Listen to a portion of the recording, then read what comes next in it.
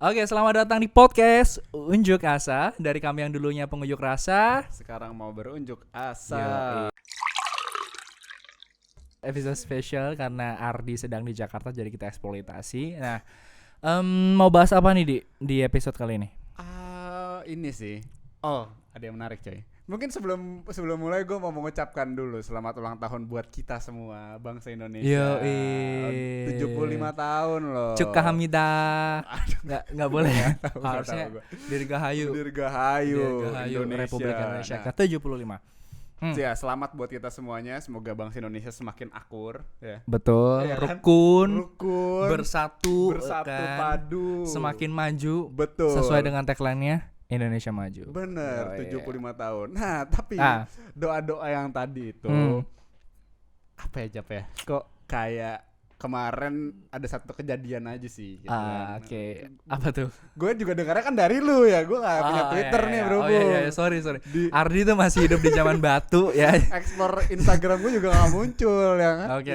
tentang kejadian ini gitu. Nah, katanya gue cuma dengar katanya logo 75 tahun Indonesia kemarin debatable ya, diperdebatkan ya. Perlu polemik. Ya, polemik. Nah, kenapa tuh? Lu sebagai pengamat politik ahli nujum. Saya sebagai profesor yang profesor panggilan kesayangan. Enggak. Oke. Nah, iya memang perayaan kemerdekaan Republik Indonesia ke-75 ini diwarnai oleh hal-hal yang ya kita bisa bilang polemik lah ya. Karena bagi sejumlah pihak nih, kalangan tertentu melihat logo Dirgahayu 75 kita ada subliminal message dalam bentuk salib. Oh. Gitu. Ya mungkin nanti editornya ini logonya. Tolong ditampilin ya. Tolong ditampilin ya. Sejujurnya gue nggak tahu juga, karena gue nggak terlalu masuk ke perdebatan ada. ya. Dan akhirnya di Twitter ya, di sosial media lah, nggak cuma Twitter, itu debatable lah, ini kayak ini ada upaya kristenisasi yang dilakukan oleh pemerintah dan seterusnya. Nah, terus pada hari yang sama ya biasalah, sebenarnya ini sudah jadi tradisi per 25 tahun lah, ulang tahun Indonesia 25 tahun, BI ngeluarin mata uang yang edisi khusus. Benar. 50 tahun edisi khusus juga. Terus nah, yang 75 ada debat lagi gitu. Ada debat lagi. Soal jadi apa lagi? Gambarnya itu ada Soekarno ya sama Hatta, terus di baliknya itu ada deretan anak-anak kecil yang menggunakan baju adat Indonesia. Dari berbagai macam daerah. Dari mana tuh? Adalah berbagai macam daerah. Nah, terus aja lah. di center point-nya yang sebenarnya nggak center point banget, di tengah rentetan anak-anak itu tuh ada seorang anak yang dituding menggunakan baju adat Tiongkok. Baju adat Tiongkok. Yang akhirnya setelah diklarifikasi oleh BI itu sebenarnya adalah, tapi itu baju adat Indonesia bukan? Baju adat Indonesia. Katanya itu dari Kalimantan Utara kalau nggak salah. Dari Kalimantan Utara. Dekat Kaltim tuh. Bener. Kaltara mantan Kaltim, tempat tinggal saya. Betul. Iya. Oke, OOT. Gue bingung nanggepinnya gimana. Nah, balik lagi. Yang akhirnya menimbulkan polemik ya. Ada kalangan-kalangan tertentu ya, pihak-pihak tertentu, dan bahkan misal di sosial media tuh menimbulkan perdebatan. Wah, ada apa ini? Tiongkok nih, Cina, apakah Cina akan berkuasa di Indonesia dan seterusnya. Aduh. Nah, begitu yang pada akhirnya apa ya, bisa gue bilang ya, ini statement gue merusak semangat persatuan dan kesatuan yang jadi doa kita tadi. Yang jadi doa kita tadi gitu. Iya. Oh gitu masalahnya. Gue pikir ribet-ribet sebenarnya nggak perlu nggak sih kayak. Bahkan nih kalau gue ngeliat logonya sekilas tuh, logo HUT RI itu, ini salibnya di mana? Nggak ada salib-salib. Bukan yang nggak nyambung. Gue ngeliat garisnya kok kayak nggak nyambung gitu. Kayak sebenarnya itu kombinasi gitu kan? Kombinasi. Gue nggak tahu istilah desainnya apa. Kombinasi grafik yang memang kalau ada bagian-bagian dihilangkan itu jadi salib gitu loh. Bagian dihilangkan jadi salib. Oh. Tapi secara sekilas gue nggak menangkap itu gitu loh. Hebat sekali orang-orang yang bisa melihat itu. Apakah dia menerima panggilan Yesus? Anda cerdas. Nah, hebat. Nah, sebenarnya gue pengen diskusi sama lo ini pada akhirnya memunculkan kembali isu yang sampai sekarang jadi permasalahan di Indonesia, itu soal gesekan identitas. Oke. Gitu. Iya sih. Nggak tahu kenapa ya. Sebetulnya gue merasa bahwa entah entah ini adalah sebuah hal yang digaung-gaungkan lagi atau gimana ya. Cuma gue ngerasa memang di era kita sekarang kayaknya belakangan kok mulai panas lagi gitu kan. Betul. Dan politik identitas tuh muncul lagi. Dan gue ngeliat sebenarnya di masa lampau itu udah terjadi nggak sih? Sudah terjadi. Dan ini mungkin gue mau sedikit ini kali ya relate sama ada satu penulis namanya Ami Chua. Dia menuliskan buku Political Traps. Anyway, ini thanks sama yang ngasih bukunya. Siapa tuh? Bukunya menarik sekali. Sebut saja Mawar. Ya, sebut saja Mawar. Nah, terus. Di buku ini sebenarnya Ami Chua itu berujar bahwa anyway, Ami Chua ini dia ahli hukum dari gue lupa antara Yale atau Stanford University. Nah, dia sebenarnya berujar tentang political manusia sebagai makhluk politik itu tuh tidak akan mungkin lepas dari identitasnya. Betul. Jadi kalau dibilang identitas politik identitas itu salah, bukan identitas politik ya. Politik identitas itu sesuatu yang buruk gitu kan untuk diangkat atau untuk digesekkan segala macam. Cuma menurut Ami Chua justru malah bukan sesuatu yang buruk, dia itu netral. Cuma penggunaannya yang terkadang itu caranya yang buruk. Wise atau enggak gitu. Betul. Nah, dan padahal sebetulnya manusia sendiri nggak bisa lepas sama politik identitas ini karena pada hakikatnya identitas itu melekat secara pribadi gitu kan sama orang-orang ini. Makanya gue ngerasa kayak kok kita kayak punya satu sentimen tersendiri gitu kan sama gesekan-gesekan ini. Nah, itu sih kalau mungkin secara singkat ya, gue berpandangan terhadap gesekan dan juga politik identitas. Mungkin ini nyambung kali ya sedikit sama si bahasan tadi. Mungkin bagi sebagian pihak ya tadi polemik logo salib sama baju Tiongkok itu bagi pihak tertentu kayak masalah apa sih gitu, kayak nggak perlu banget. Tapi gue sih melihat ini sebagai satu fenomena permukaan dari fenomena gunung es yang memang terjadi di Indonesia dalam politik identitas ya. Dalam faktor sejarah kan kita pernah mengalami gesekan identitas yang sangat luar biasa, sebut saja di 98 ya. Atau bahkan di sebelumnya juga. Di sebelumnya yang ya gesekan antara kalangan kiri dengan Islam ya pada masa ini mungkin ngomongin sejarah ya. Jadi gue harus sedikit terbuka dulu, kan perdebatannya antara PKI sama Masyumi. Masyumi itu yang paling kuat. Betul. Terus itu. Kemudian kalangan Tiongkok pada saat itu harus merubah namanya menjadi nama Indonesia, bukan menjadi nama Cina. Terus kemudian pada saat terjadinya sebelum reformasi dari krisis 98 kan kita sering dapat kisah bahwa orang-orang Tionghoa di Jakarta itu akhirnya dijarah dan seterusnya. Nah, luka itu menurut gue belum sembuh yang pada akhirnya membuat yang namanya xenofobia. Lu pernah dengar istilah itu? Iya, xenofobia. Ya, gue sebenarnya nggak ingin menggunakan kata rasisme karena rasisme itu terbatas pada kebencian pada ras tertentu. Sedangkan permasalahan di Indonesia itu menurut gue permasalahannya lebih pada identitas. Perbedaan identitas yang ada, yang tadi lo bilang bahwa yang namanya politik itu nggak bisa lepas dari identitas, pada akhirnya menghasilkan ekses negatif berupa kebencian terhadap identitas yang berbeda. Nah, xenofobia ini berbicara tentang bagaimana perasaan orang yang benci sekaligus timbul rasa takut karena identitas yang berbeda. Nah, dalam hal ini, isu yang akhirnya muncul di kasus yang logo salib itu kan pada akhirnya, ini apakah ada agenda kristenisasi atau kemudian uang dengan baju Tiongkok, kan akhirnya ada message yang ditangkap bahwa apakah ekonomi akan dikuasai oleh Tiongkok lagi sehingga pribumi akan tersiksa gitu ya. Yeah. Apalagi di tengah krisis ekonomi yang sekarang ini. Jadi akhirnya itu menimbulkan gesekan sosial yang tidak terhindarkan juga, meskipun alhamdulillahnya baru di sosial media gitu. Gue sebenarnya sedikit menanggapi ya. Ini kan karena gue mungkin baru tahu secara detail ya sama permasalahannya tuh dari lu kan. Gue kemarin cuma lihat dari Kompas.com dan beberapa media-media mainstream, jadi gue nggak begitu tahu secara komprehensif. Nah, mungkin kalau gue berpendapat, kan tadi ya kita udah mengalami banyak banget sebetulnya kejadian-kejadian gesekan-gesekan yang berkaitan sama identitas. Bahkan kalau gue boleh bilang, pertama kali ada dasar negara kita Pancasila aja, ya nggak sih? Itu kan berkaitan banget sama politik identitas. itu loh, udah itu perdebatan yang cukup apa ya, besar Yang kan, terutama sila pertama ya. terutama sila pertama, dan perdebatan cukup besar dan akhirnya merujuk jadi satu sila yang cukup dianggap dalam tanda kutip di sini lebih netral dibanding sila sebelumnya kan.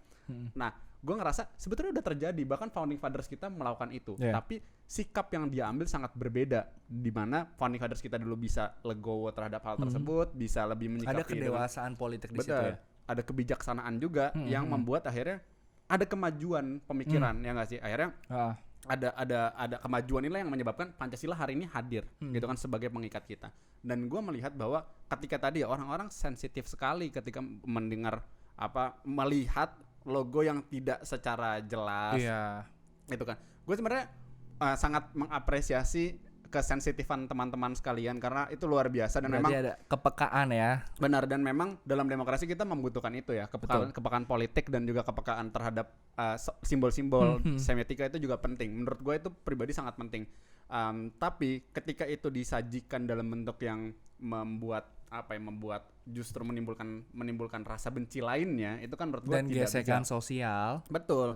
Nggak sehat kan. Dan berkaca sama apa yang diambil sikapnya ya oleh founding fathers kita dulu, gue ngerasa bahwa sekarang orang-orang ketika ngelihat satu permasalahan ini, mereka tuh justru nggak ini kok, maksudnya ini gue sebenarnya ada satu sudut pandang baru sih terhadap kejadian ini. Kan kalau misalkan kita bilang wah ternyata kejadian ini tuh ingin dalam tanda kutip mengislamkan Indonesia misalkan, atau justru sebaliknya melakukan kristenisasi. Gue merasa bahwa ini ya, kejadian ini justru membuat kita belajar bahwa orang Indonesia tuh tidak ingin Indonesia itu terperosok terlalu dalam ke dalam identitas tertentu. Oke. Yang gue maksud tuh gini. Menarik. Karena sebenarnya luka identitas ini menurut gue semakin mengerucut di pasca Pilpres 2014. Yang akhirnya memang disambut lagi sama Pilkada DKI. Ya kan? Pilpres 2019 yang ya oke lah, kita buka-bukaan aja kan, pemerintahan sekarang diafiliasikan dengan ya, bahkan dulu kan ada hoax bahwa Jokowi itu punya nama Cina, terus kemudian Jokowi agamanya bukan Islam dan seterusnya, yang oleh pihak-pihak tertentu yang mendapatkan keuntungan tuh sengaja dimanfaatkan, sehingga ketika situasi sekarang ini ya isu-isu terus digoreng lah. Oke. Sama pihak tertentu yang merasa diuntungkan dengan kondisi itu. Ngelanjutin tadi ya, gue mungkin ngejelasin sedikit. Gue mungkin tadi bilang ini tidak ingin terperosok ke dalam satu identitas tertentu. Kenapa? Karena gue menilai kejadian kemarin itu tuh bukan kayak orang-orang nggak bilang loh, misalkan kayak kenapa logonya nggak misalkan mohon maaf ya, misalkan nggak Islami kenapa aja bulan gitu kan. bintang Iya, gitu misalkan ya, yang merujuk ke agama atau identitas tertentu atau gitu. pura aja iya, gitu misalkan kan. nggak gitu kan. Tapi justru jangan salib gitu kan. Tapi pingin yang lebih netral. Iya nggak sih? Iya, sebetulnya benar. itu menunjukkan bahwa orang Indonesia tuh inginnya sebuah kenetralan gitu kan. Nggak ada proses di mana identitas tertentu tuh bisa secara bebas itu ibaratnya kayak melakukan penyebaran atau segala macam. Ini ya udah netral, semuanya bisa dilakukan secara apa adanya, tidak mungkin tidak dilakukan. Gue nggak tahu sih ini atas nama Indonesia aja gitu. Iya, atas nama kayak Indonesia menunjukkan aja, identitas tertentu. Karena gitu. gue ngeliatnya ini sejalan juga sama apa yang dilakukan sama founding fathers dulu. Kan dulu kan cenderung ke mungkin ke Islam gitu kan, keislaman. Yang syariat Islam dan seterusnya. Bahkan di state secara jelas di dalam dasar negara loh ya. Dan ketika itu dihapuskan gitu kan tidak diminta untuk jadi salah satu yang condong ke tempat lain kan, tapi dihapuskan dan diminta untuk jadi netral. Ketuhanan yang Maha Esa gitu. Jadi menurut gue pribadi, orang-orang Indonesia sekarang justru punya sudut pandang membuat negara ini menjadi lebih netral aja gitu terhadap identitas tertentu. Jadi pinginnya ya udah netral, walaupun tadi gue mau ngomong Amico, kita nggak mungkin lepas dari politik identitas itu sendiri. Tapi ada usaha lebih dalam memberikan perspektif terhadap kenetralan di Indonesia ini. Jadi menurut gue ada positif negatif lah dalam kejadian ini. Ya positifnya adalah ini benar ini baik dalam kontrol check and balance dalam negara demokrasi ya. Itu satu. Kedua, ini juga sesuatu yang kalau dari pandangan gue pribadi, ini kan tidak membuat dicondongkan ke satu agama lainnya, tapi kan justru maunya ditarik ke tengah kan supaya nggak ada yang meskipun sebenarnya ada pihak tertentu yang nggak punya narasi yang kayak gitu kayak. Benar. Ya, Nah, menurut tetap gua aja ada jadi perdebatan itu. negatifnya yang menyebabkan ini negatif adalah dilakukan secara terbuka, karena kan ini sih isu sensitif ya, dilakukan isu sensitif ini dibuka secara terbuka, ditambahkan narasi-narasi lain yang justru tidak sejalan gitu sama nilai-nilai kesatuan, persatuan, terus kerukunan, perdamaian gitu sih menurut gua pribadi ya. Makanya ketika ini ke blow up, jadinya yang ditampilkan hanya sebatas kebenciannya, hanya sebatas apa, bagaimana kita mana sih yang paling benarnya kayak gitu kan. Itu sih menurut gua, padahal ya tadi ada sisi lain kalau kita mau memandang perspektif lain ya. Dan menggunakan kebijaksanaan yang dipakai sama founding fathers kita, gua ngerasa kita akan bisa melihat bahwa oh ya, orang-orang yang melakukan itu pun dia memang menarik ke arah yang lebih netral. Hanya mereka ada sebagian oknum lah ya yang membubuhkan narasi-narasi menjadi ya narasi-narasi kebencian gitu. Karena merasa diuntungkan oleh narasi itu. Nah, sebagai kesimpulan tadi mengambil konsep Amichua yang lu sampaikan bahwa politik identitas ini tidak akan lepas dari Indonesia yang memang berdiri atas dasar identitas dan keberagaman. Nah, menurut lo nih, bagaimana kita bisa berdewasa berpolitik nih dalam kondisi yang memang kita berdiri pada keberagaman? Abis ini tapi gue nanya lo ya. Gue juga kan ini ahli politik, ahli nujum nih. Ahli nujum ya. Ahli nujum. Coba jari tangannya. Menarik.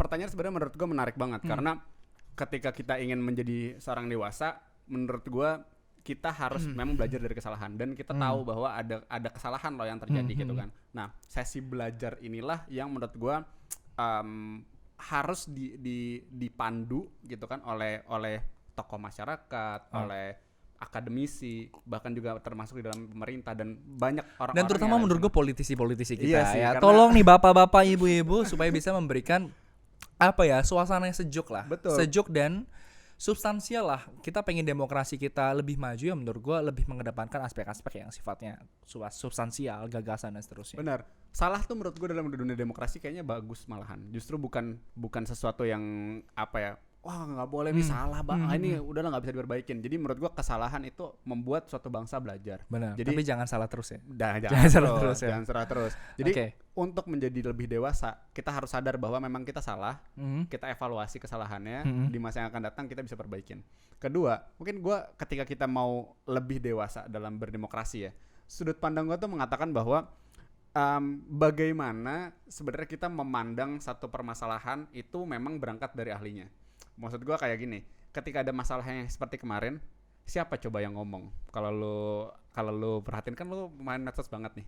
Yang ngomong kan paling influencer, buzzer, ya kan, yang gitu-gitu lah ya. Atau netizen biasa lah.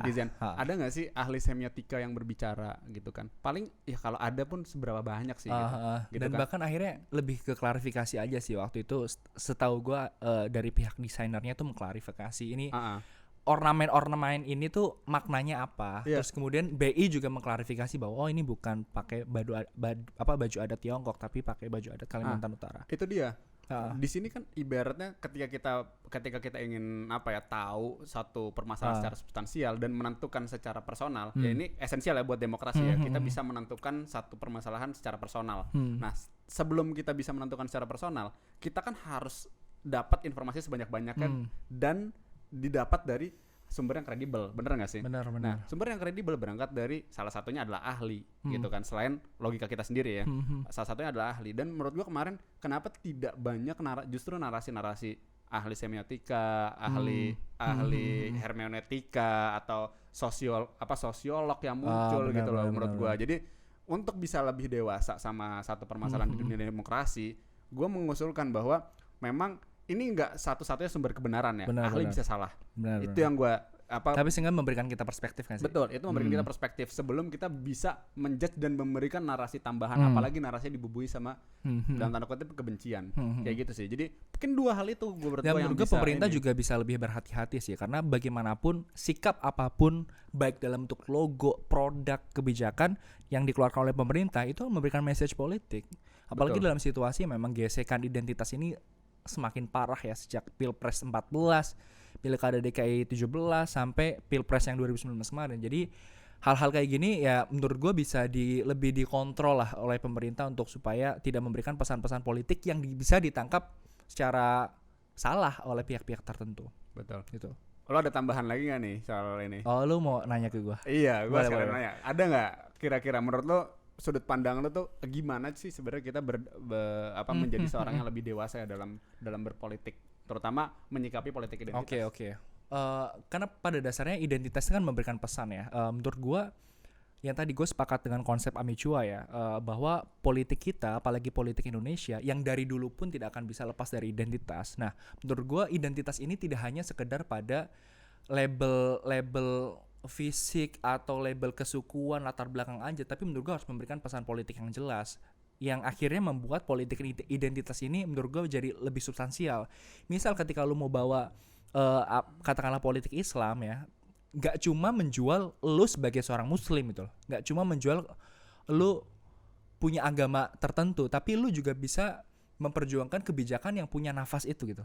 Jadi menurut gue itu akan membuat, ini khususnya buat politisi-politisi atau mungkin siapapun yang akan jadi politisi ke depan, ya memang identitas nggak bisa dilepaskan, tapi itu bisa digunakan ke arah yang lebih substansial. Karena demokrasi Indonesia nih, walaupun secara formal kita baru melangkah pada demokrasi yang substansial ya sejak 1998, tapi secara prosedural kita tuh sebenarnya udah lama gitu loh. Betul. Pemilih wanita itu sudah dari pemilu pertama ya kalau nggak salah. Udah dari pemilu pertama, kita sudah mengeluarkan pemilu juga dari 1955. Kita prosedural tuh udah selesai gitu loh. Meskipun masalahnya juga banyak ya. Tapi secara substansial, marilah kita ini politisi-politisi itu memberikan iklim politik yang lebih bergagasan meskipun menggunakan identitas. Iya. Gitu. Mungkin kalau gue tadi sedikit ya nambahin gitu lo boleh menggunakan politik identitas, memang tadi ya tidak bisa lepas gitu kan. Tidak bisa lepas.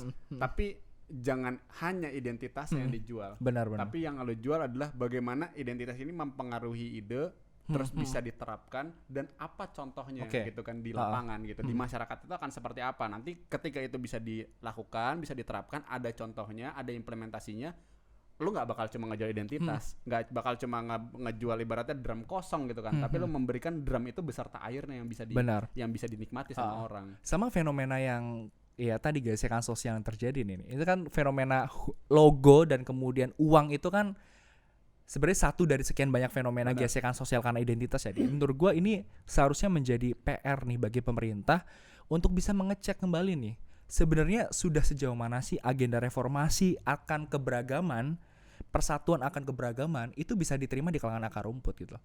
Kayak misal penerimaan kalangan Tionghoa ya, itu kan salah satu proyek reformasi kan. Benar. Proyek reformasi. Sampai sekarang masih ada gesekan, masih ada kecurigaan satu sama lain. Artinya kan proyek reformasi itu masih perlu dievaluasi atau mungkin masih perlu untuk diperbaiki lagi. Jadi bagi pemerintah ataupun peneliti-peneliti sosial, sosiolog ini menurut gue jadi sarana untuk bisa mengecek lah di kalangan akar rumput sudah sejauh mana masyarakat kita bisa menerima perbedaan yang ada. Oh iya, gitu. Mantap coy. Gitu.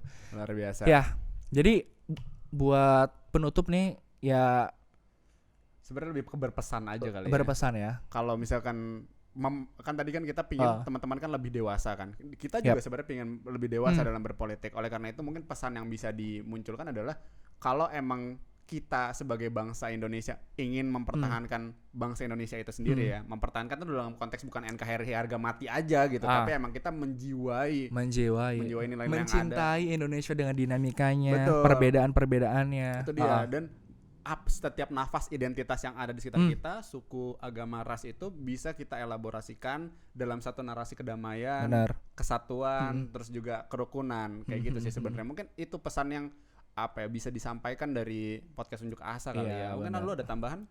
Udah sih paling itu. Dan tadi ya gue mungkin akan emphasize lagi bahwa politisi-politisi dan pemerintah ya terutama ini tidak, menurut gue jangan menjadi pihak yang merasa terlena atau mungkin merasa diuntungkan karena gesekan identitas ini. Menurut gue ini ada satu pekerjaan rumah yang perlu diselesaikan oleh orang-orang yang berkuasa saat ini untuk mengecek kembali seberapa siap kita dalam berdemokrasi, seberapa siap kita dalam menerima perbedaan yang ada. Gitu. Betul. Oke, thank you teman-teman semua. Semoga edisi kali ini bermanfaat. Kita bertemu lagi di episode selanjutnya di podcast Unjuk Asa.